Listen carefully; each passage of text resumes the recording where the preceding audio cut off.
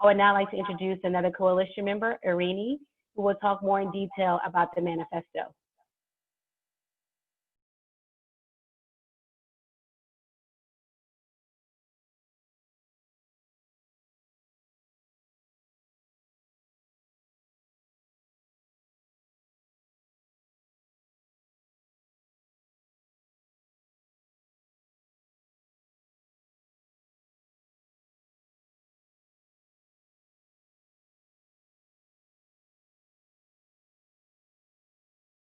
Okay, hi, hello everyone.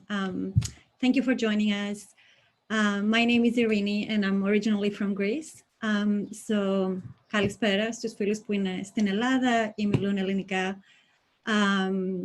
So I will talk a little bit more about our manifesto, which we created a little over a month ago. And as you heard, it's gathered by now over 3,000 signatures.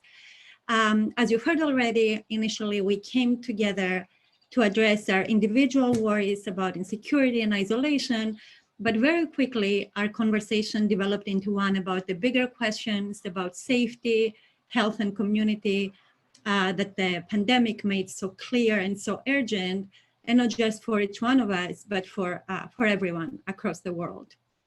So without reading the whole manifesto, which you have on the screen right now, I will highlight some of our demands to show the kind of vision that they articulate.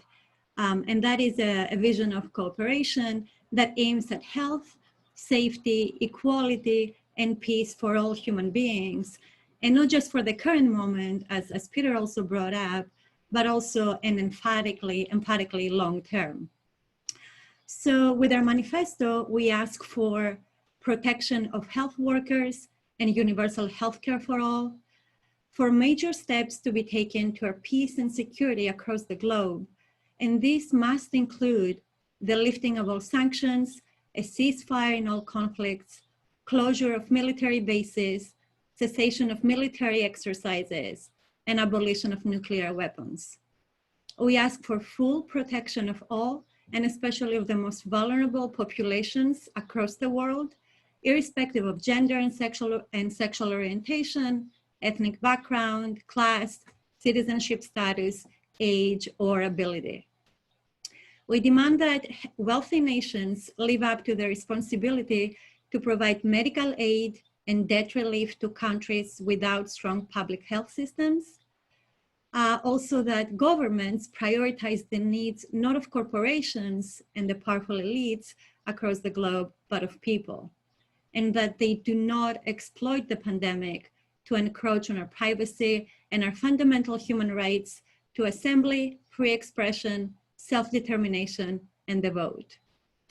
So we hope it's clear that at the center of all of our demands is the replacement of the current capitalist and exploitative economies with economies that aim at sustainability of natural resources and the protection of human life, and that they build on real, genuine cooperation and care. So in other words, we demand conditions not for mere survival, but for fulfilling lives for everyone.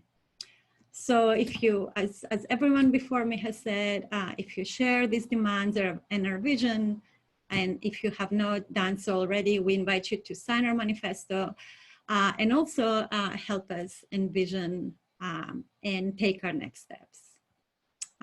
So I'll turn it over to Shanae again.